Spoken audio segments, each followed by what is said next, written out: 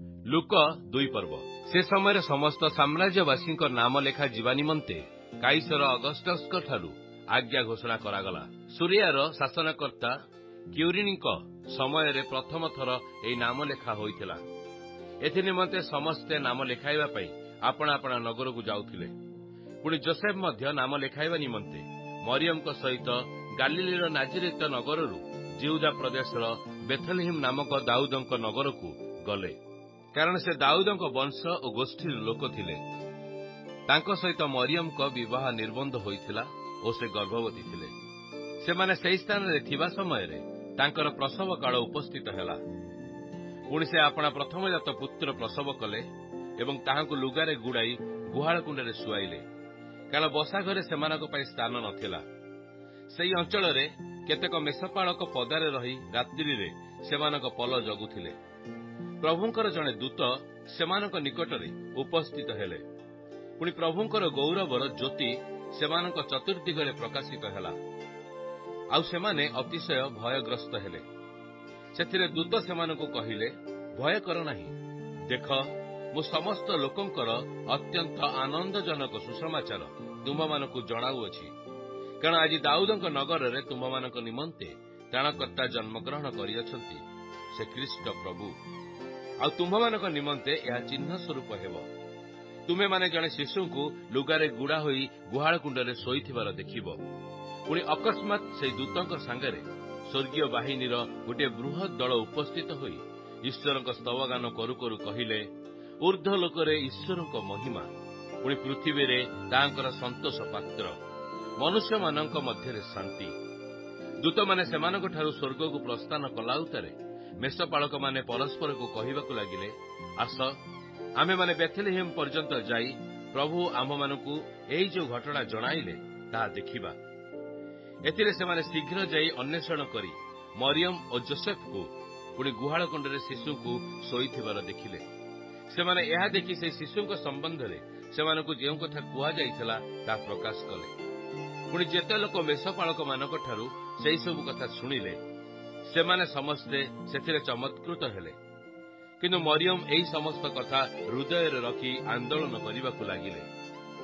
ଆଉ ମେଷପାଳକମାନଙ୍କୁ ଯେପରି କୁହାଯାଇଥିଲା ସେପରି ସେମାନେ ଯାହା ଯାହା ଶୁଣିଲେ ଓ ଦେଖିଲେ, ସେ ସମସ୍ତ ସକାଶେ ଈଶ୍ୱରଙ୍କ ଗୌରବ ଓ ପ୍ରଶଂସା କରୁ କରୁ ବାହୁଡ଼ି ଗଲେ।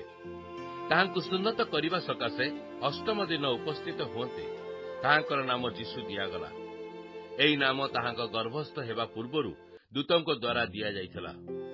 ପରେ ଯେତେବେଳେ ମୋଶାଙ୍କ ବ୍ୟବସ୍ଥା ଅନୁସାରେ ସେମାନଙ୍କର ସୂଚୀ ହେବା ସମୟ ପୂର୍ଣ୍ଣ ହେଲା, ସେତେବେଳେ ପ୍ରତ୍ୟେକ ପ୍ରଥମଜାତ ପୁସନ୍ତାନ ପ୍ରଭୁଙ୍କ ଉଦ୍ଦେଶ୍ୟରେ ପବିତ୍ର ବୋଲି ଗଣିତ ହେବ। ପ୍ରଭୁଙ୍କର ବ୍ୟବସ୍ଥା ଶାସ୍ତ୍ରରେ ଲିଖିତ ଏହି ଆଜ୍ଞା ଅନୁସାରେ ସେମାନେ ତାହାଙ୍କୁ ପ୍ରଭୁଙ୍କ ଉଦ୍ଦେଶ୍ୟରେ ଉତ୍ସର୍ଗ କରିବା ନିମନ୍ତେ ଓ ପ୍ରଭୁଙ୍କ ବ୍ୟବସ୍ଥା ଶାସ୍ତ୍ରରେ ଉଲ୍ଲେଖିତ ଉକ୍ତି ଅନୁସାରେ 2ଟି ଘୁଘୁ ବା 2ଟି କାପ୍ତା ଛୁଆ ବଳିଦାନ କରିବା ସକାଶେ ତାହାଙ୍କୁ ଜେରୁସାଲେମକୁ ଘେନିଗଲେ।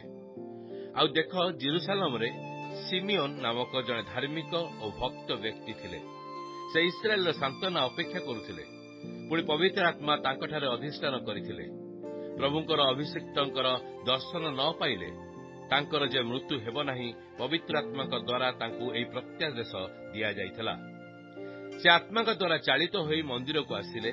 ପୁଣି ଶିଶୁ ଯୀଶୁଙ୍କର ପିତାମାତା ଯେତେବେଳେ ତାହାଙ୍କ ବିଷୟରେ ବ୍ୟବସ୍ଥାର ବିଧି ଅନୁଯାୟୀ କ୍ରିୟା କରିବା ନିମନ୍ତେ ତାହାଙ୍କୁ ଭିତରକୁ ଆଣିଲେ, ସେତେବେଳେ ସେ ତାହାଙ୍କୁ କୋଳରେ ଘେନି ଈଶ୍ୱରଙ୍କ ସ୍ତବ କରି କହିଲେ, ହେ ପ୍ରଭୁ, ତୁମ୍ଭେ ଆପଣା ବାକ୍ୟ ଅନୁସାରେ ନିଜ ଦାସକୁ ଶାନ୍ତିରେ ପ୍ରସ୍ଥାନ କରିବାକୁ ଦେଉଅଛ, କାରଣ ମୋହର ନେତ୍ର ତୁମର ପରିତ୍ରାଣ ଦେଖିଅଛି, ଯାହା ତୁମେ ସମସ୍ତ ଲୋକଙ୍କ ସମ୍ମୁଖରେ ପ୍ରସ୍ତୁତ କରି ବିଜାତିମାନଙ୍କ ପ୍ରତି ସତ୍ୟ ପ୍ରକାଶକ ଜ୍ୟୋତି, ପୁଣି ତୁମ୍ଭ ଲୋକ ଇସ୍ରାଏଲର ଗୌରବ ସ୍ୱରୂପ କରିଅଛ।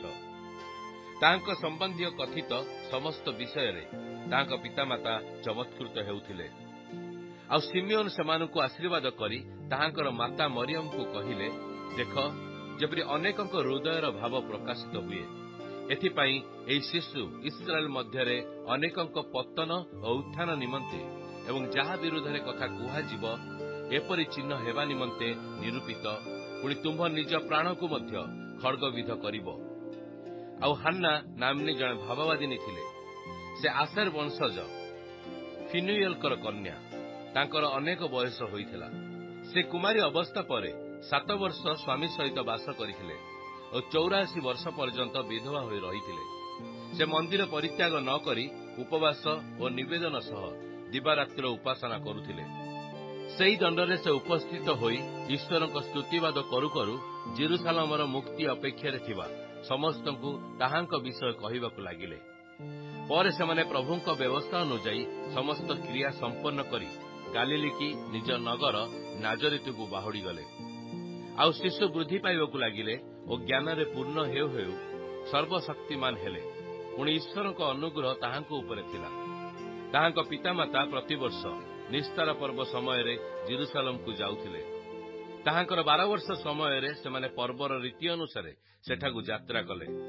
ପର୍ବର ସମୟ ସମାପ୍ତ କରି ଯେତେବେଳେ ସେମାନେ ବାହୁଡ଼ି ଆସୁଥିଲେ, ସେତେବେଳେ ବାଳକ ଯୀଶୁ ଜେରୁସାଲମରେ ରହିଗଲେ। ଆଉ ତାହାଙ୍କର ପିତାମାତା ଜାଣିନଥିଲେ। କିନ୍ତୁ ସେ ସହଯାତ୍ରୀମାନଙ୍କ ସଙ୍ଗରେ ଅଛନ୍ତି ବୋଲି ମନେକରି ସେମାନେ ଦିନକର ବାଟ ଚାଲିଗଲେ। ପୁଣି ଆତ୍ମୀୟ ଓ ପରିଚିତ ଲୋକମାନଙ୍କ ମଧ୍ୟରେ ତାହାଙ୍କର ଅନ୍ୱେଷଣ କରିବାକୁ ଲାଗିଲେ। ଆଉ ତାହାଙ୍କୁ ନ ପାଇ ଖୋଜୁ ଖୋଜୁ ଜେରୁସାଲମକୁ ଲେଉଟିଗଲେ। 3 ଦିନ ପରେ ସେମାନେ ତାହାଙ୍କୁ ମନ୍ଦିରରେ ପାଇଲେ। ସେ ପଣ୍ଡିତମାନଙ୍କ ମଧ୍ୟରେ ବସି ସେମାନଙ୍କ କଥା ଶୁଣୁଥିଲେ ଓ ସେମାନଙ୍କୁ ପ୍ରଶ୍ନ ପଚାରୁଥିଲେ। ଆଉ ଯେତେ ଲୋକ ତାହାଙ୍କ କଥା ଶୁଣୁଥିଲେ, ସମସ୍ତେ ତାହାଙ୍କ ବୁଦ୍ଧି ଓ ଉତ୍ତରରେ ଆଚମ୍ବିତ ହେଉଥିଲେ।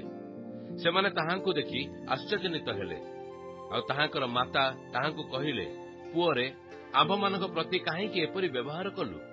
ଦେଖ, ତୋର ବାପା ଓ ମୁଁ ଅତିଶୟ କାତର ହୋଇ ତୋତେ ଖୋଜୁଅଛୁ।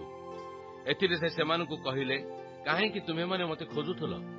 ମୋର ପିତାଙ୍କ ଗୃହରେ ରହିବା ଯେ ମୋର କର୍ତ୍ତବ୍ୟ, ଏହା କଣ ଜାଣିନଥିଲ? କିନ୍ତୁ ସେ ସେମାନଙ୍କୁ ଯେଉଁ କଥା କହିଲେ ତାହା ସେମାନେ ବୁଝିଲେ ନାହିଁ। ପରେ ସେ ସେମାନଙ୍କ ସାଙ୍ଗରେ ବାହୁଡ଼ି ନାଜରିତକୁ ଆସିଲେ ଓ ସେମାନଙ୍କର ବଶୀଭୂତ ହୋଇ ରହିଲେ। ପୁଣି ତାହାଙ୍କର ମାତା ଏହି ସମସ୍ତ କଥା ସାବଧାନ ରୂପେ ଆପଣା ହୃଦୟରେ ରଖିଲେ। ଆଉ ଯୀଶୁ ଜ୍ଞାନରେ ଓ ଶରୀରରେ, ପୁଣି ଈଶ୍ୱରଙ୍କ ଓ ମନୁଷ୍ୟମାନଙ୍କ ଅନୁଗ୍ରହରେ